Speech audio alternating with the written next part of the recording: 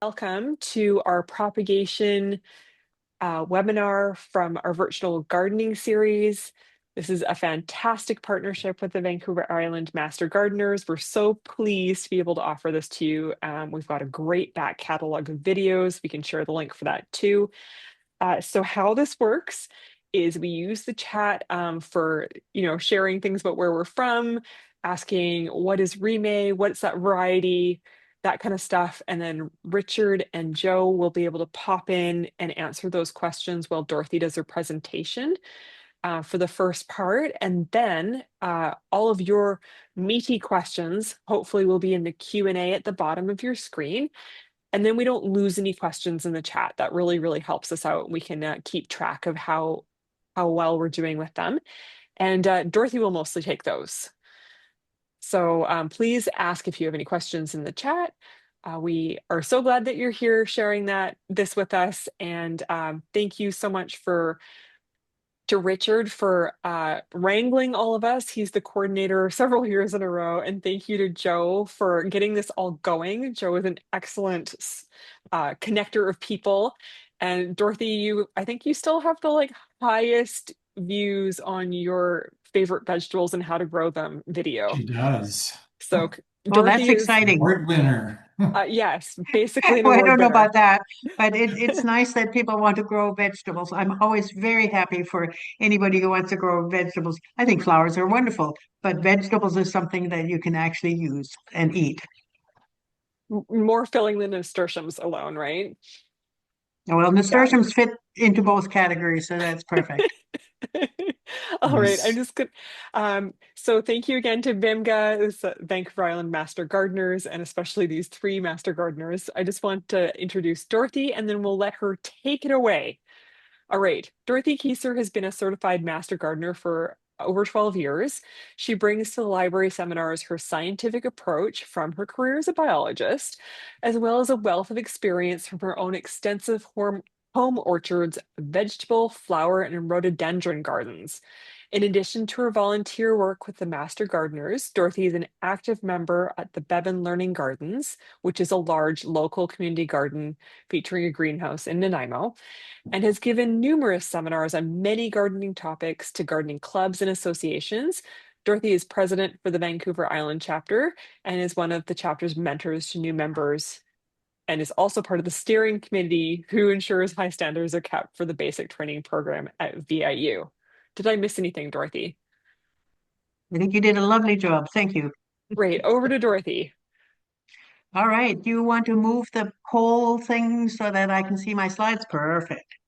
So, yeah, thanks to the library to put those talks on because I think they're well visited and I certainly enjoy the ones that I don't have to do myself. But I do enjoy the thought of talking about propagation because, after all, isn't it wonderful that you can continue the plants that you like so well and that you almost get something for free? I mean, it's not really free because you still have to put the effort in, but it's so satisfying to grow your own plants and not just go to the nursery and to minimize the risk of bringing in any pests or diseases if you just keep things in your own garden. So I'm very happy to be talking about propagation. And there's so many different ways. And there's big books written. And of course, in a 1 hour session, you can't conceivably cover everything in all the details and actually demonstrate what you could be doing as far as propagation is concerned. So what I want to talk about today is what you can do with relative ease at home. And so some propagating some plants is much easier than others. And so I'll concentrate on what's relatively easy. And that obviously means I won't go into tissue culture propagation, which so many of the nurseries do, but practical ways that you can do at home with good success. So why am I showing you this picture of my homegrown cantaloupe? Well, because I really want to start that talk with propagating seeds and growing plants from seeds. And then we'll go on to talk about cuttings, and then we'll talk about various bulbs and tubers and whatnot. And so one step at a time. But the seeding is definitely my first topic. So I hope I can make the slides. There we go. I can make the slides move. Oh, technology is such a marvel, but not always something that I can easily do. Anyway, as Darby already said, that this is a joint venture between the Vancouver Island Master Gardeners and the Vancouver Island Regional Library. But I do have to put a bit of a disclaimer in, and that is that this seminar is the property of those two agencies, Vancouver Island Regional Library and Vancouver Island Master Gardeners Association. And it's really intended for education purposes only. Any commercial use of all or part of the seminar or its contents is prohibited without express written consent from those two agencies. And the information in the seminar is science-based and is accurate to the best of my knowledge and VIMGA's knowledge. But the use of that information in the seminar is at the sole discretion, responsibility, and liability of the user. So if your plants don't grow, don't blame me.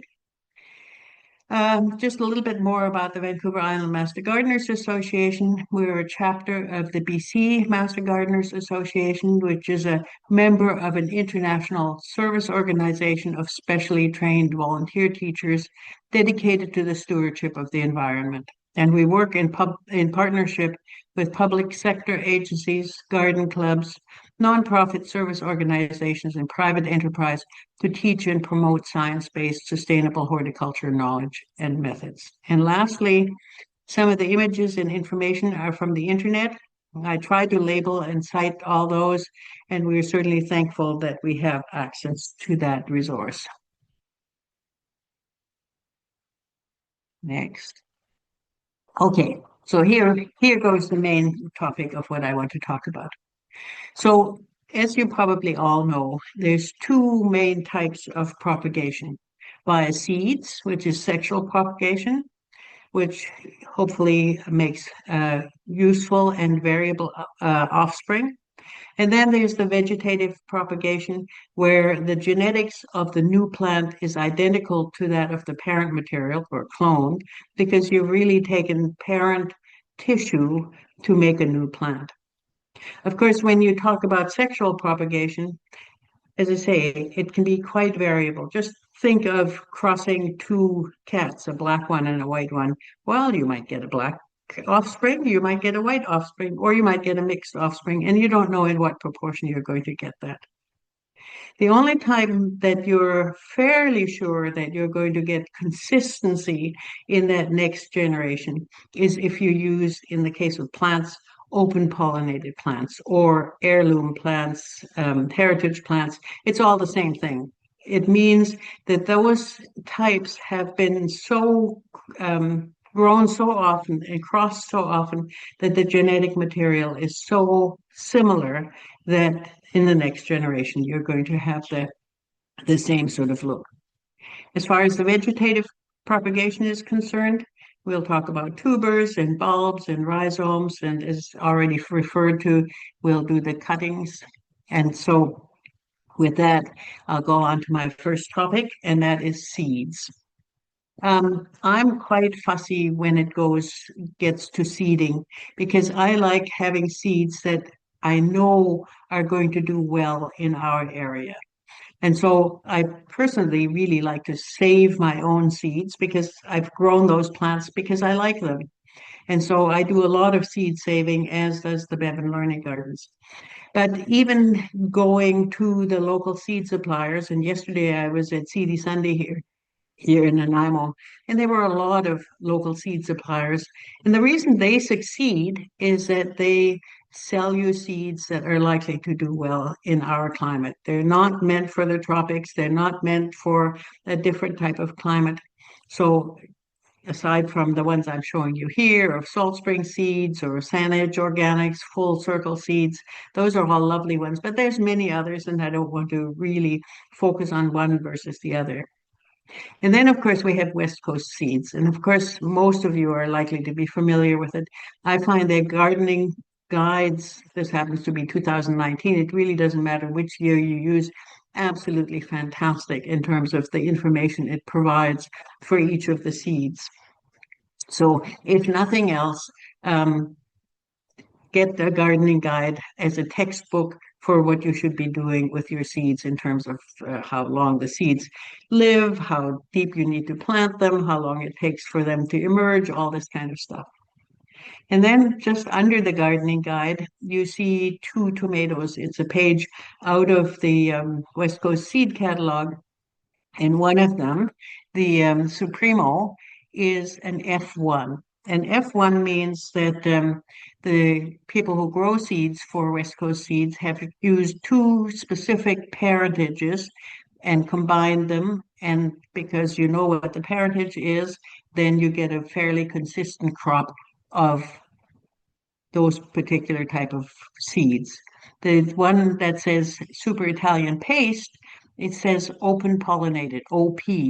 And that means that those seeds have been, or those plants have been grown and are so homogeneous that you don't have to worry about getting a slightly different variety when you plant those. And those are the only ones that I would recommend that you do seed saving from. Now, moving on to the actual seed end of things, let me just show you a little bit about what a hypothetical or whatever seed looks like. And we're using a bean seed as a model plant here because it's a very easy one to see. So it says bean seed dicot, which means it has two cotyledons. And the cotyledons, of course, are the seed leaves, and they're the energy storage which the plant needs to start its initial growth before it has real leaves that then can photosynthesize and really make the plant grow further and further. But what I first want to concentrate on is the seed coat. And the seed coat is a very important portion in terms of what you need to know about when you want to grow seeds, save seeds, all this kind of stuff. And then, of course, there's the baby root and the connection between the seed leaf and the baby root. And then the structure, the epicotyl, that will eventually become shoots and leaves and stems. So keep especially the seed coat in mind as we're talking about. So I want to talk a little bit about seed life. I want to talk a bit about germination testing. Breaking dormancy is very important. What does a seed need in terms of temperature and light? And lastly, about hardening off. So those are the things I'll cover as far as seeding is concerned. Now, in terms of choosing seed, the first thing, of course, you want to think about is what is it you actually want to grow? So once you've decided that critical portion in terms of choosing seed, then you need to think, what kind of growing conditions can I actually offer that plant? Do I have a sunny spot? Do I have a less sunny spot? What kind of soil do I have? What kind of moisture do I have? Again, all very critical in terms of making the choices of what you want to grow. And then before you do anything else, you want to see about, is this seed actually still viable? If you're buying seed from a commercial grower, it's probably grown last year to be seeded this year. And so it's well within the expected seed life. But if you have a package where that particular information has been ripped off, or you want to use some seeds that you've stored around for a length of time, you want to know whether that seed is still any good. And then if in order to test that, you want to do some germination testing. So the picture that I'm showing you with the three paper towels visible are three different types of seeds that I wanted to see whether they were still viable. So what I do is I take my clean white paper towel or napkin and lay out a number of seeds. And because my math is rather poor, I lay out a reasonable number that lets me calculate the percentage of germination easily. So oftentimes I just lay out 10 seeds, I might lay out 20 seeds. And I space them such that I can see which seeds germinated. Because as you can see in the bottom picture, where they did germinate, they get all kinds of twisted around and whatnot. And sometimes it's not so easy to see which radical or little shoot belongs to which seed, i.e., how many did germinate. Anyway, I lay out my seeds, I space them appropriately. Then I carefully put that whole works into a Ziploc bag and moisten it. I don't wet it. I moisten it to the moisture of a wrung out dishcloth, and then I zip it shut and I put it in a nice warm dark place for it to germinate. And then I look at it every day. Every other day I let new air in, open it up, let new air in. And then I wait to see how much germinates. And there's tables that tell you, as in West Coast Seed, tell you how quickly they should be germinating at a reasonable temperature. And I'll go into that in a minute. But just to give you an impression of how what average seed life there is, I have that little table on the left-hand side. So corn, for instance, doesn't have a very long seed life. It might still germinate okay after 3 years, possibly even after four, but it's best at year one and year two. And then you see peppers are good for at least 4 years. Celeriac, one of my favorite vegetables, is 5. And pumpkins live 7. And there's seeds that live a lot longer than that. But this just gives you a bit of an impression of the range of common seeds. Now, when I was talking about consider the growing condition, and that's the days till harvest or the length of time to maturity, you really want to see whether your garden has enough sun and warmth to accommodate that, or whether you really want to get a jump on things and start things inside. So for corn, anywhere from 2 months to 3.5 months, we probably have enough warmth in a nice, assuming we have a nice sunny spot, to plant it outside. Now, peppers, which take anywhere from 2 months to 3 months, they really like the warmth. And so while it might not be that long, you want to have them out during the time that the temperature is warmest. And so you start them inside and give them a good chance then to be out during the warm months. Celeriac, for instance, takes up to 4 months to mature. So for sure, you want to start that indoors and get it to a nice size. And the same is true for pumpkin. So look at those tables, like in the West Coast Seed or many other places, and that gives you a good impression as to when you need to start it or whether you don't want to use that seed whatsoever. So, as I keep pointing out, different seeds have different requirements. Some seeds, and I'm thinking of something like endive, for instance, um, needs light to germinate. But most other seeds, the ones we're more familiar with, actually doesn't want any light to germinate. So you need to familiarize yourself with what you're going to grow. Then it's also very important to have the right depth. So really little seeds oftentimes are just on the surface of the soil, maybe covered with a little bit of vermiculite. And they certainly don't have the energy storage in their cotyledons to come through any depth of soil. On the other hand, something like a bean seed can take a fair bit of depth and likes to put its roots way down. So the rule of thumb, as far as seed depth is concerned, if you don't have any other tables to go by, is twice the thickness of the seed um, is the appropriate seed depth. Now, looking at temperature, unfortunately, this particular table here doesn't give things in degrees centigrade, which I prefer. It's Fahrenheit, but whichever measurement you go by, you can see across the top it's 5 degrees centigrade or 41, 10 degrees, 15 degrees, and so on and so forth. And so what the table tells you is at what temperature do these various seeds do the best. So let's look at beans, for instance. At 0 degrees, you get absolutely no germination. At 5 degrees, you still don't. At 10 degrees, still not. By 15 degrees, it'll take 16 days for them to germinate. By the time you hit 20 degrees, it only takes 11 degrees. And by the time you hit 25, then it's really pretty quick. And eventually it gets too hot for the poor bean seed. So it doesn't do it anymore. Or let's look at cucumbers. Again, at the lower temperatures, they don't do anything. By the time you hit 15, it only takes 13 days, and by the time you get up to 35 degrees, it takes almost no time at all, and that's about it. So keep those things in mind as you're trying to start your seeds.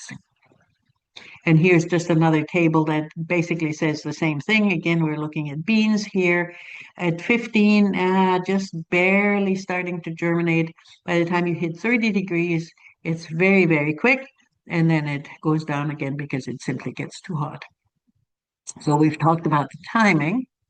Now, there's two other things that are very important for some things. And if we're talking about your average vegetable that we grow around here, or your average flowering plant annual that we grow around here, you probably don't need to do anything other than thinking about the temperature and the length of time that it takes to germinate. But there's a goodly number of seeds, and especially if you want to grow your own native plants, they are not bred to the same length, same sophistication as our annuals and vegetables. So they may need some extra material or extra treatment, I should say, in order to start to germinate. And those two things that I still want to talk a bit about is scarification and stratification.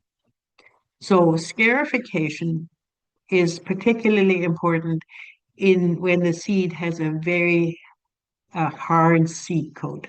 So think of a lot of seeds that actually need to pass through an animal gut to be viable. There's a goodly number of those. And what happens in the animal gut, of course, it not only gets rolled around and moistened and whatnot, but it also gets very noticeably acid treatment and through the stomach acid, and it probably comes with a packet of nutrients. So, how can you mimic that in your own setup, assuming your seed needs that? Well, what the books tell me, I haven't ever done it myself, but what the books tell me is that you use some kind of lidded jar, line it with sandpaper, and then put your seed into it, shake it around really well, and that should sort of scruff off a lot of the hard material that would otherwise be digested by acid. And then hopefully when you plant it in the soil, it'll do well.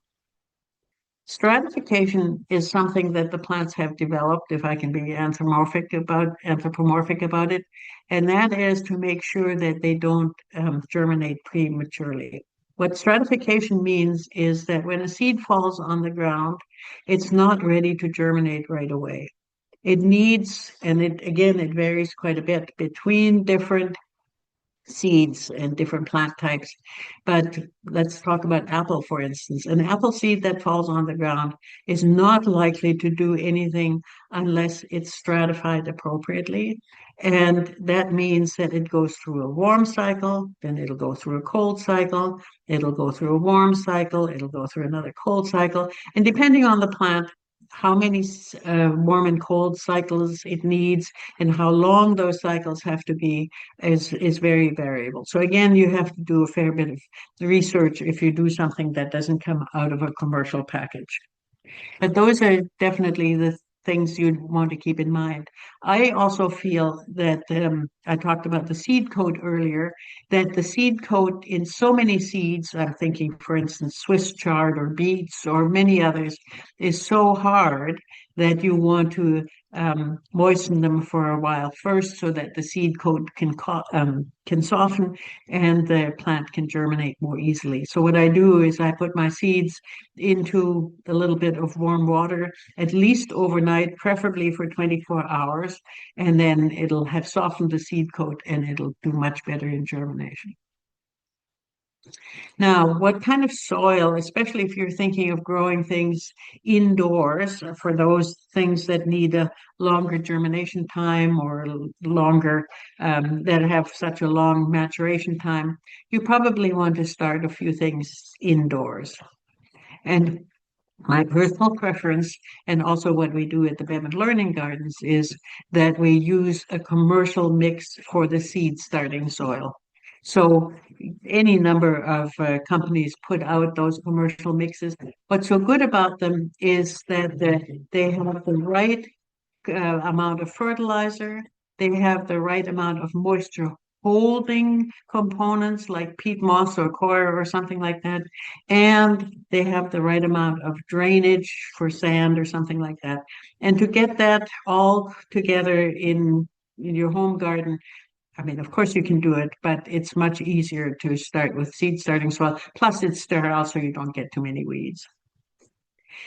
Oftentimes, I'm thinking of tomatoes, for instance, you start your things in seed starting soil, and then you go into the little pots um, that then lets them, maybe even into a gallon pot that lets them grow nice and big before they actually go into the garden. And here's a nice recipe for transplant soil. And if you can't get it all down now, you can look at the presentation again since it'll be up on the library post. But anyway, you have a mixture of garden soil and then some steered mushroom compost, some peat moss, some sand. Again, the drainage is very important. Then the fish compost, which gives you a fair bit of nitrogen, and then a little bit of lime, Gaia green, and bone meal. And you mix that all very well, and you should have a very good start to your little plants. Now, I want to talk a little bit about seed saving. Um, if you're wanting to save seeds from your garden plant, of course, you would pick out the plant that's really the nicest specimen you have in your garden. And and then you want to make sure that that's the one you want to pollinate. So in order to keep the bees from accidentally pollinating it with a specimen that isn't quite as lovely as the one you're hoping to get seeds from, you put this little baggie around. The dollar store or something like that has all these little lovely gift baggies that you can use for that. And you do that before the flowers ever open so that there's no chance of cross-pollination. Then when the flower is fully open and it is ripe and best, then you come along with your paintbrush, pollinate the flowers, and then quickly put the bag back on. When the seeds are mature, they'll fall out of the capsule in all likelihood, or at least the capsules will be there, and then you can save those for the next season. Other seeds, whether you're talking cucumbers or tomatoes or whatnot, I personally like putting them, and I showed you that. No, sorry. I like saving them on paper towels. So I use my absolutely best, juiciest, loveliest tomato. And before I put it into the sauce or onto my sandwich, I pick out the seeds. Pick the best looking seeds. Some are a bit shriveled and deformed, so don't use those. And space them very nicely so that come next spring, you can just take a pair of scissors, cut out as many plants as you want to grow in your seed starting soil, cut out a strip, and there you will have the ideal spacing. You can just lay that strip down on the soil, put a little bit of soil on top, and you should have a very nice row of tomatoes to start. Um, Many seeds, of course, come in capsules, and so you have to crush the capsules once they're fully dry. And then you have a lot of kind of chaff and other waste material that's not going to be of any help. So you can make yourself a graded series of sieves, so to speak, and some with big holes or big mesh size, I should say, and then an ever increase decreasing mesh size. And so you just shake your seeds, they fall through, the chaff stays behind into the next set of seed shakers and shake, and eventually you get to a size where just the seeds fall through, or almost just the seeds fall through, and those are the ones you want to save. Now, if you're wanting to save seeds from berries, of course, that gets a little bit more tricky um, because you can't just put them through that grade of sieves. So what it's recommended is that you pick the berries and then in a jar of nice warm water, you crush the berries as best you can. And then you just put that jar aside.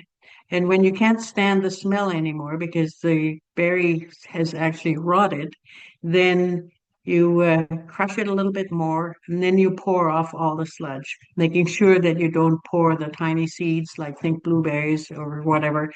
Um, don't pour those out. And then rinse it a few times carefully, not to throw the berries away or the seeds away. And then eventually you can dry them on a paper towel. And when they're fully dry, then you can put them in a bag and grow them the next year.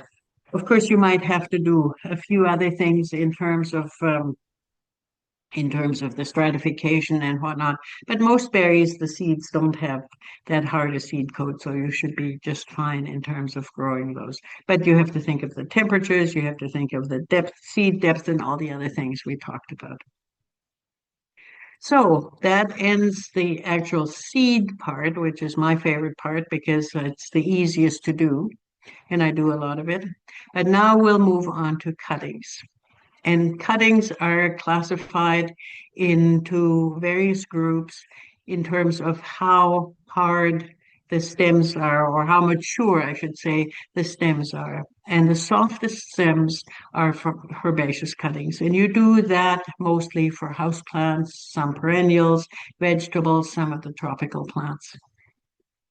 So this particular one is in the mint family.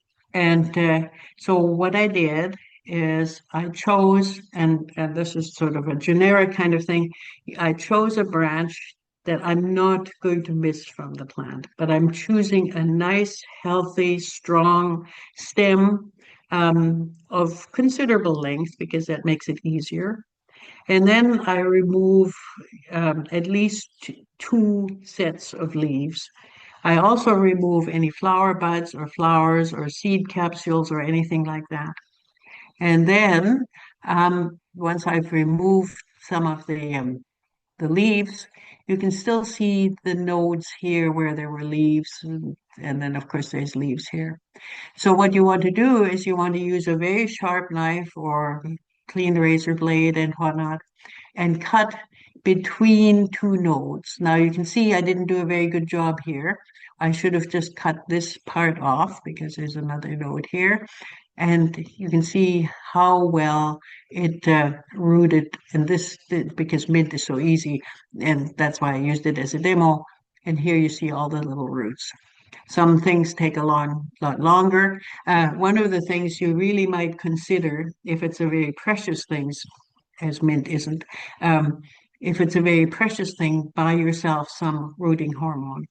And rooting hormones differ between the different types of cuttings. So there's rooting hormones for herbaceous cuttings, there's rooting hormones for hardwood cuttings, semi-hardwood cuttings, and that sort of thing. But the thing to keep in mind is that they all need to be fresh. So if you've had it around for a couple of years, I think you can forget about using that because it may in fact do more harm than good. So moving on to some of the other cuttings, and that is semi-hardwood cuttings. So how do I define semi-hardwood? Some people call it semi-softwood, doesn't matter, semi-hardwood cuttings.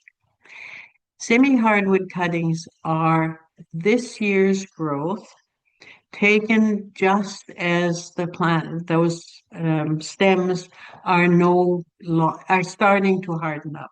So they still need to be flexible, but they need to start to mature. So depending on the plant, that can be anywhere from midsummer through early mid-fall that they start to harden up are definitely still flexible. And here I'm showing you grow up, so to speak, for rhododendron cuttings that the Nanaimo Rhododendron Society has.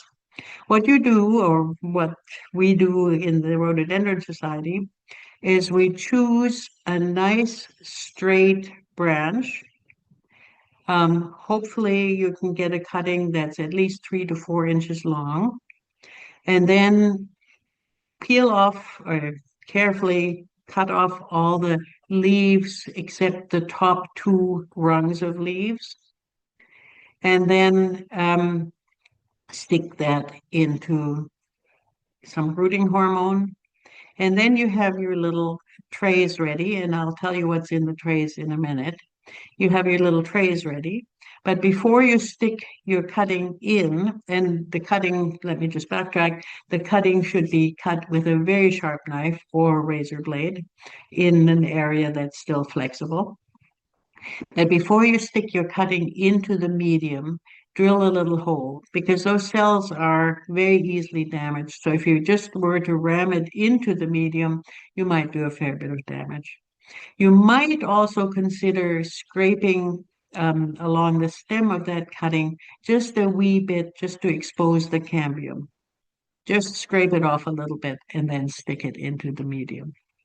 What you see here is the individual little pots. They sit on a bed of sand. That bed of sand has heating coil in it because cuttings root a whole lot better if they're warm at the bottom. And the other thing is you want to have high humidity both in the environment, but you also want the rooting medium to be moist but not wet. So as you're watering your plants, usually every day or every other day, um, the medium is such that the water flows through very easily. Then the bed of sand also lets the water flow through, and you can see the bucket at the bottom that will catch any water that wasn't used by in the pots. And then what's very important, as I already said, is the air humidity. So you put the um, top down, and that will keep, and it has a light, of course, but the humidity is really the most important part. So hopefully a lot of our cuttings will actually grow nicely. And the other thing that you can see on this picture is labeling, labeling, labeling, because you probably in a month or two time, you will have forgotten which particular plant this is. So here's some of the soil for rhododendron cuttings, but they're also very useful in almost anything else that you cut as far as semi-hardwood cuttings are concerned. So when you have those little pots, size is immaterial. In the first year, it's a half Western ground bark and half perlite.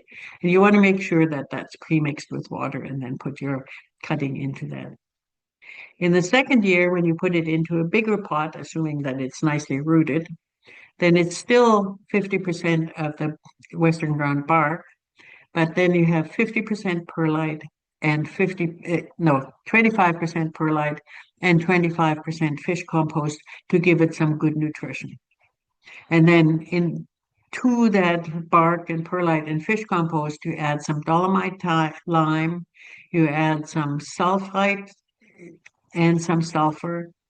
You add a little bit of manganese, not magnesium, manganese, and some wodo fertilizer. And then make sure that it's well moistened, and then you can transplant your little rooted cutting into it.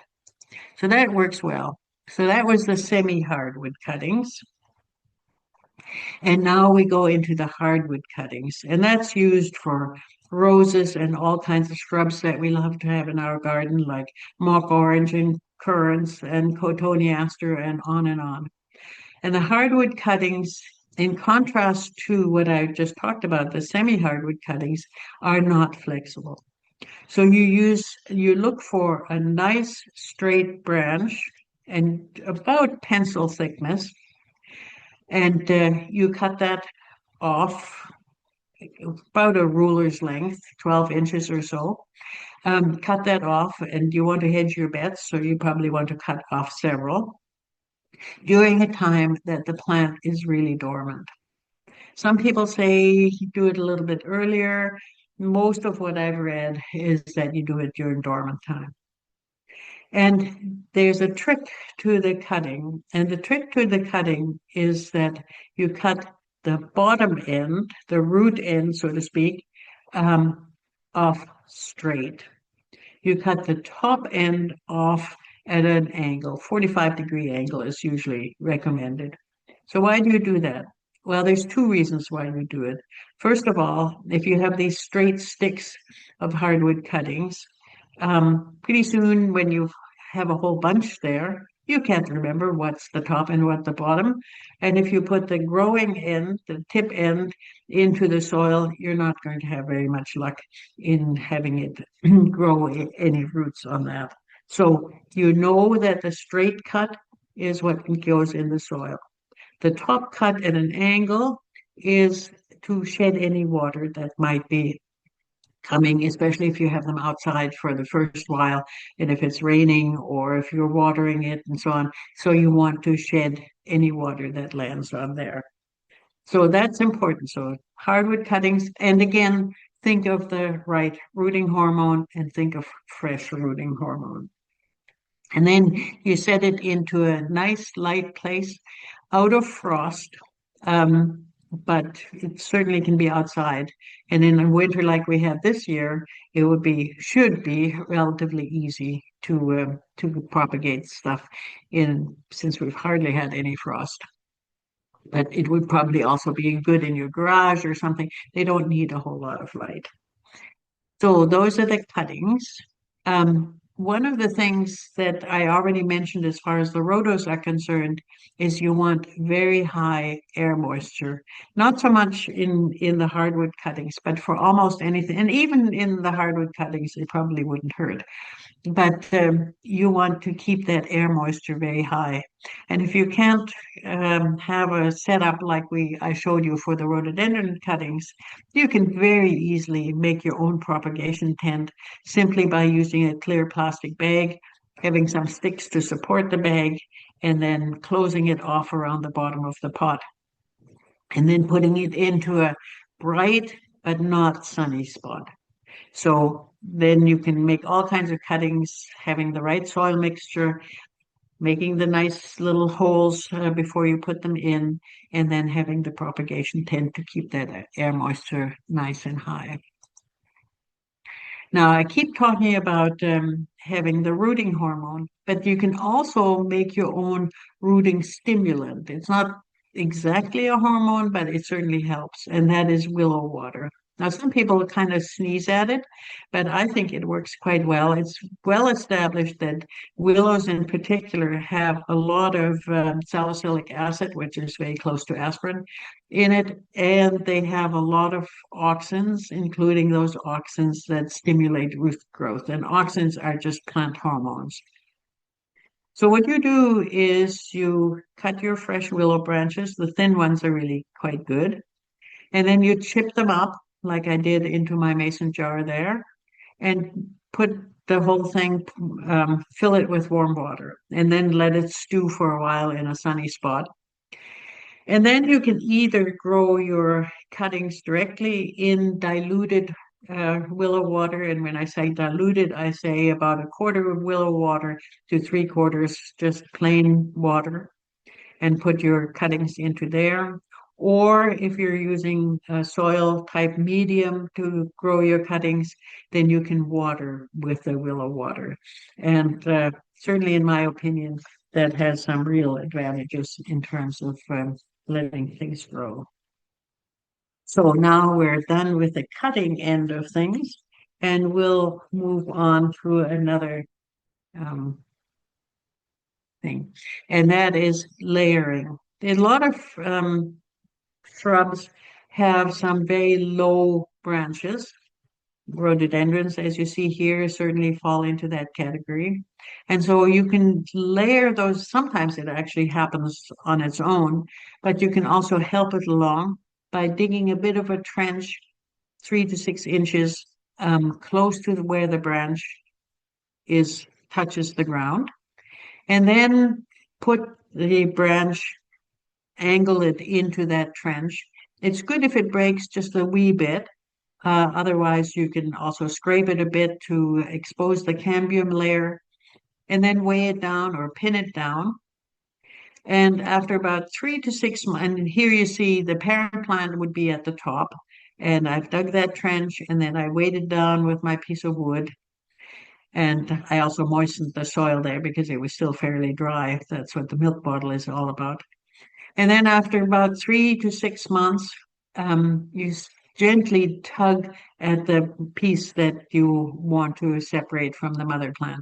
If there's a fair bit of resistance, it's an indication that it's grown roots. And then you can actually just dig it out entirely, hope for the roots, and then separate it from the mother plant and repot it. So that oftentimes works very well. Or you can help it along. And here's a demo that Richard has kindly sent me from his oleanders. So he's laid out all the things that he needs. So he has the peat moss there. He has the little container that the stem goes through, but also catches the water, and some books to help along. And then he sent me the picture of where he's removed all the bark, and that's the lower left, all the bark from a piece of oleander stem. Then he puts the little container, puts the stem through that little container, so you can see how it's in half, and fills it with peat moss, and then closes it and waters it generously.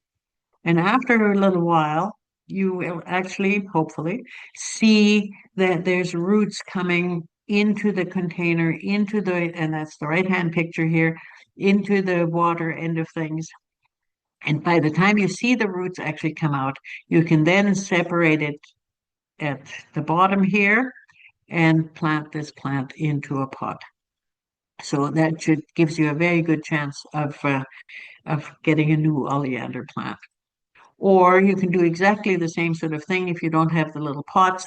You just wrap some peat moss around, put the plastic layer around, tie it up against the stem, and then hopefully you'll see some roots developing in this area. If you look very closely, then you can remove the plastic and the wrap and cut it off and replant it. Then we come to root division, and there I'll talk about rhizomes in a minute, but keep in mind from this picture that what you want try that again. First of all, of course, you want to dig out a goodly clump of the rhizome, what started out as a single plant.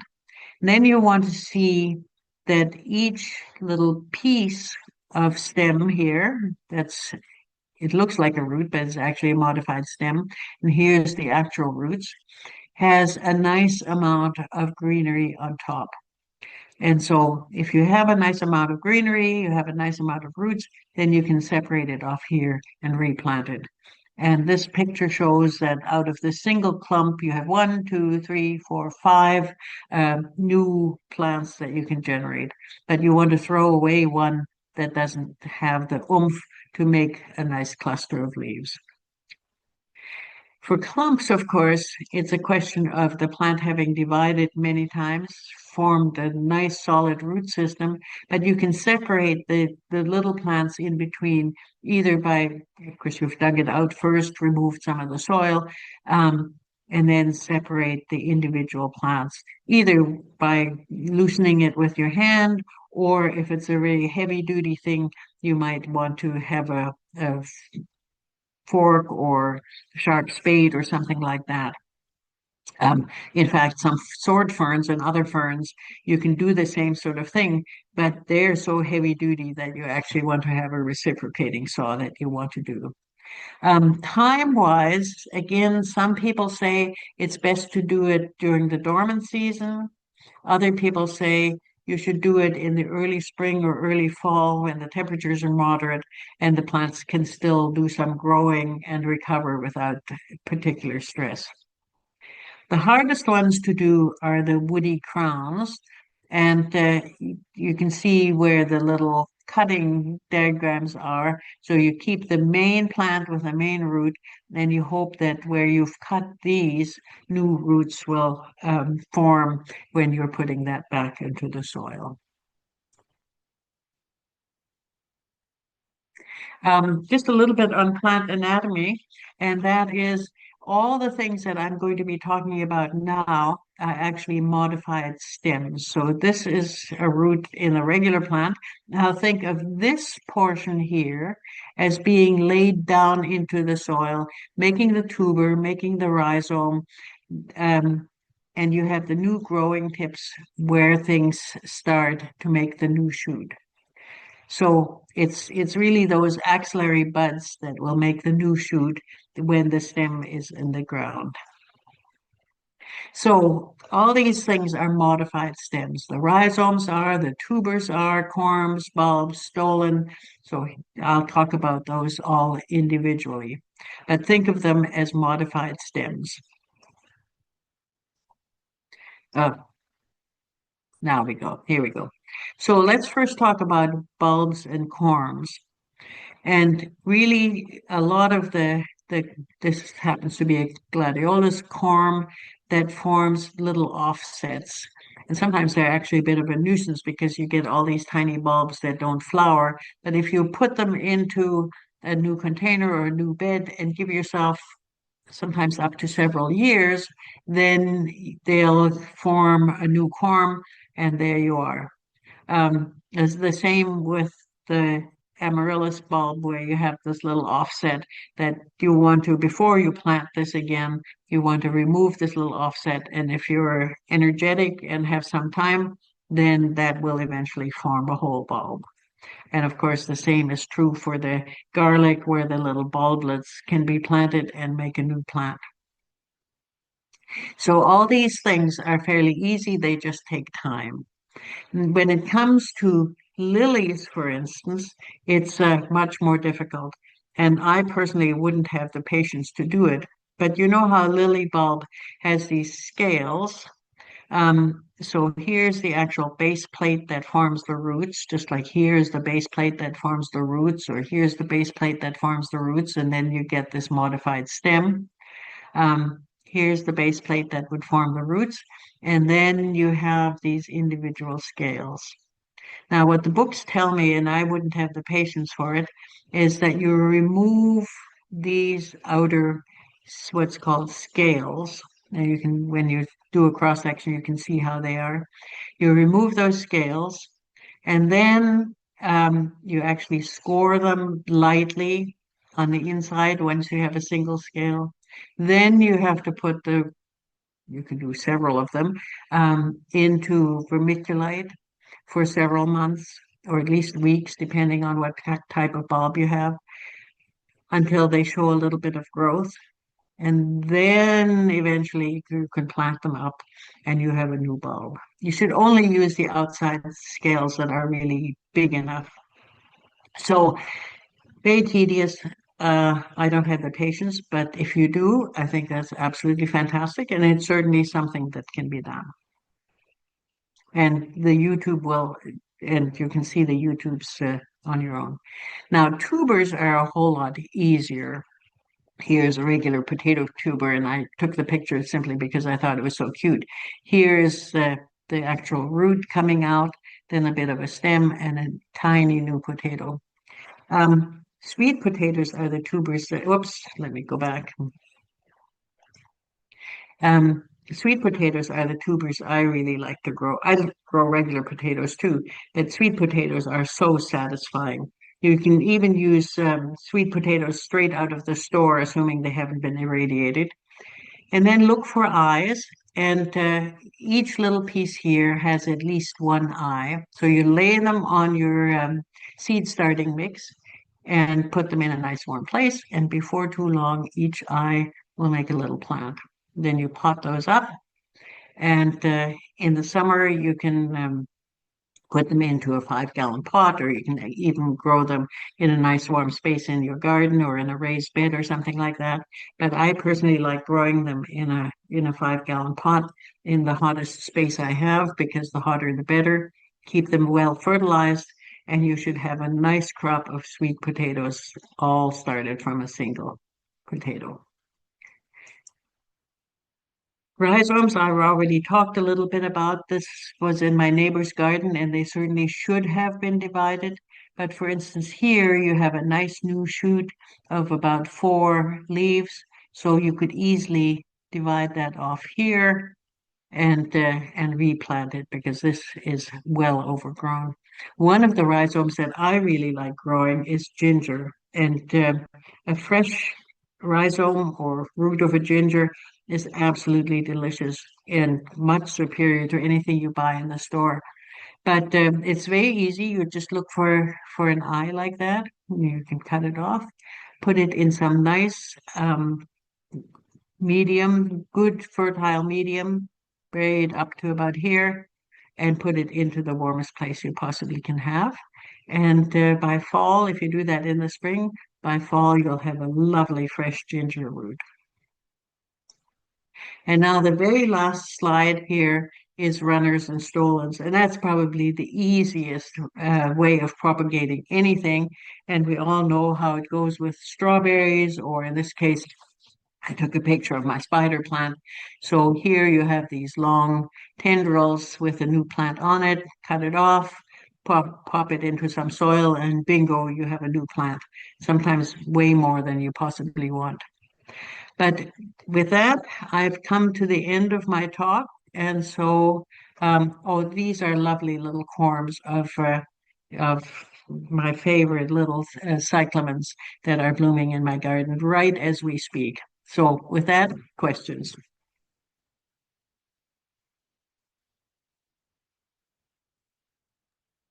And I'm hoping that Richard and Joe will give Oh, me feed me the questions.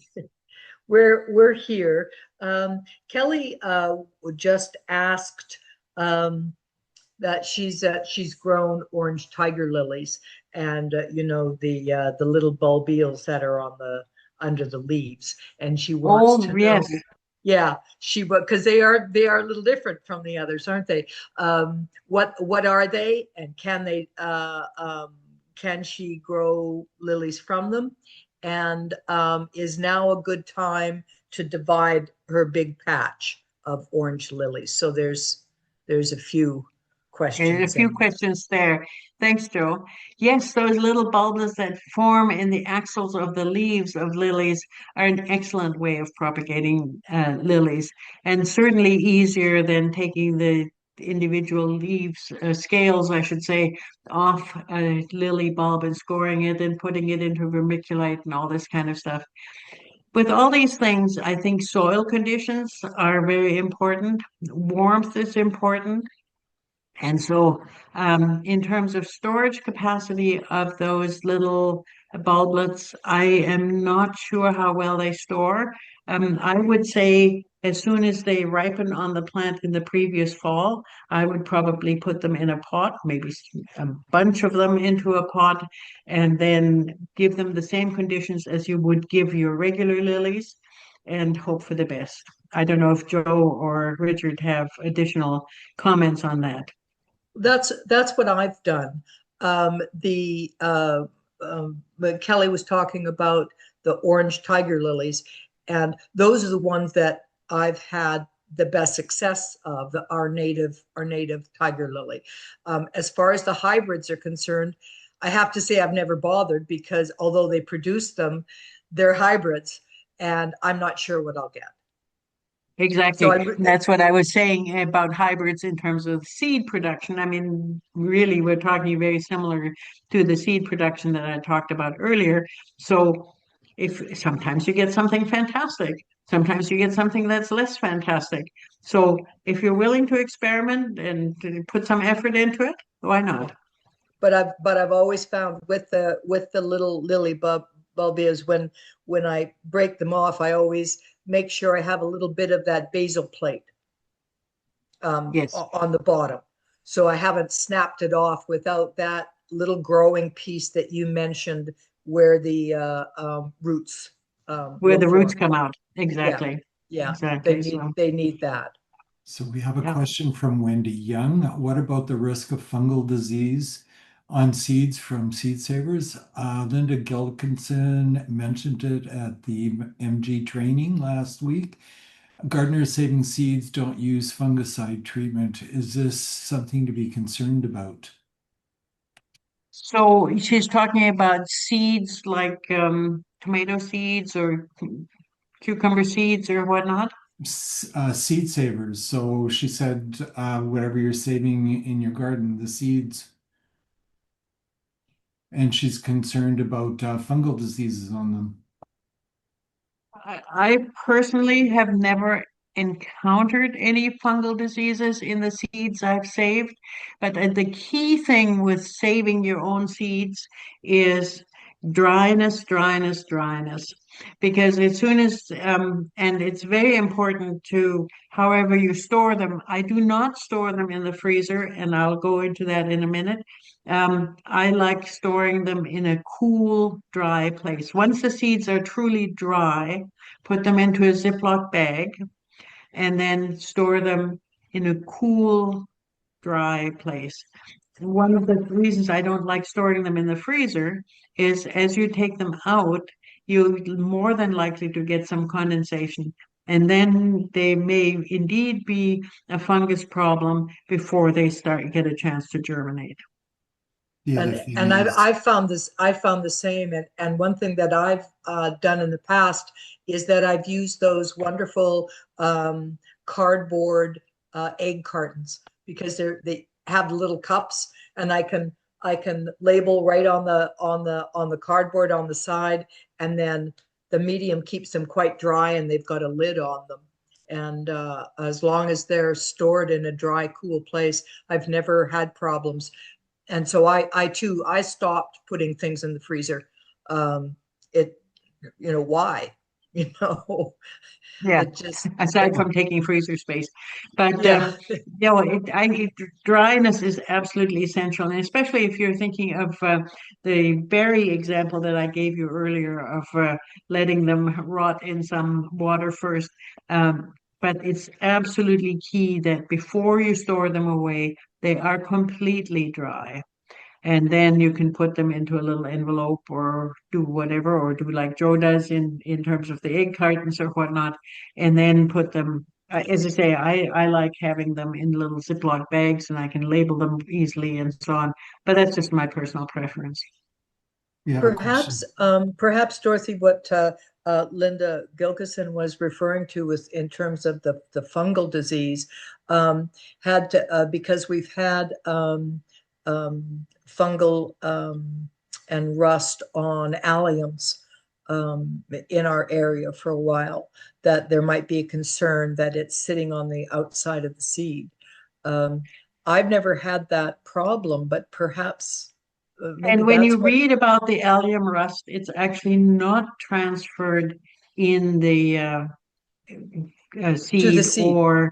No, or for that matter, if you're talking about soil garlic, which borne. also gets the allium rust, it's not transferred in the bulblets. It's in Well, the soil there you go. itself. Yeah. That's why you do crop rotation, not plant the alliums in That's the Richard. center. Richard put his finger right on it. That's why you Yeah. do crop rotation. Yeah. Yeah. We have a question from Zeb and Natasha. We're interested in propagating native plants that we have in our garden. These hardwood? Well, we'd have to know what plants you're talking about. We have some red flowering currants, Pacific nine bark, ocean spray salmonberry. What is the time frame to taking for taking the hardwood cuttings? Okay. Hardwood cuttings, I would take them all in the winter. It's almost a bit late now, but certainly the red currants and the nine bark and all these kind of things will do well. With what did you say, salmon berries? Those are actually rhizomes. So could um, dig out, and I'll come to why I'm a little hesitant to say digging out, but you could dig out some rhizomes, assuming you're not disturbing the native habitat. I'm always seed collection, cuttings and whatnot from native plants out in the native environment is not a problem. But the minute you start disturbing the soil, digging things up, I get quite concerned about the damage you might be doing to the natural environment. And so, I mean, salmon berries, you could theoretically also save the seeds, like I was talking about the blueberries and things like that. There's a lovely little book, extension book, and it is in the references from the University of Washington State that talks about propagation of native plants. It's a lovely little book. And so if you can get a hold of that, if you're interested in propagating native plants in particular, look at the references that you can see I don't have them. Let's see if I have them. Yeah, it's the one that Michael Lee, the second one from the bottom, Grow Your Own Native Landscape, the Washington State Extension. It's a beautiful, beautiful little book. If you don't want to actually propagate, there are other places where you can get them. There's Streamside Nursery, which is just outside of Qualicum Beach, or actually it's up closer to Bowser. There's all kinds of native nurseries. And if Yes, you do have something in your yard that you want to propagate, try it, you know. right. Yes, and if you do have, say, salmon berries in your yard, then the rhizomes is a very good way of doing it. Wendy Young made a very cogent comment about Seedy Saturdays and whatnot, that when you go to a Seedy Saturday event, get the same seed from different people, uh, and then grow them as you've mentioned, side by side, and see which does well. And I think that's a very good thing to do, because I've gotten bad seed, and I know others who have. Um, they were The one was the most glorious squash cumbers you've ever seen, and the others were beautiful. They looked like squash, but they were gourds because they had crossed. So um, unless you're absolutely sure of the quality of the seed you're getting, yes, I think it's a good idea. Get some from different sources. And just as a bit of a segue, if you have seed you're taking to a Seedy Saturday event that is commercial seed, great. Don't take it out of the commercial package. Just fold it up and take it to Seedy Saturday, because it has all the information they need. Other questions? Leanne said she missed something. She said with the herbaceous cuttings, you score between the nodes. Uh, but I understand to remove at least 2 sets of leaves, but I wasn't sure about scoring the stem as well. Could you please repeat that? I kind of depends how heavy duty the stem is. If it's a really nice soft stem, I just do the cutting between the nodes. But if it's a harder stem, then I might do a little bit of scraping, but probably just a little bit is the operative word here. Just to expose the growing The growing area. area, yeah. Spring propagation.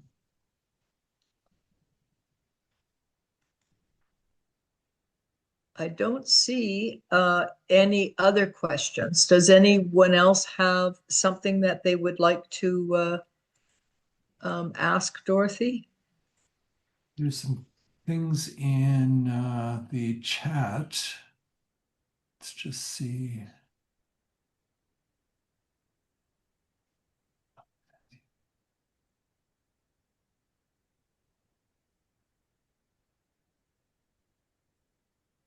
Somebody's asking me if I belong to BCNU. Yes, I was a regional treasurer for BCNU. Either I've done a fantastic job in answering all the questions as I was talking, or I've put everybody to sleep and away it goes. No, I think you We'll did a never very know. We good can't see job, them. Dorothy.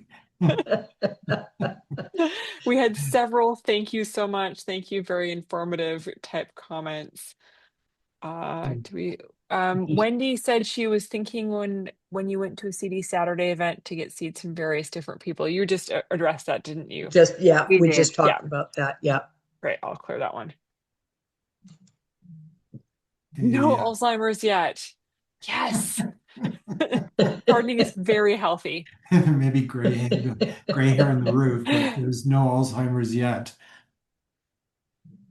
Okay, so next month we have a discussion on spring preparation, and we'll have a master gardeners with question and answer.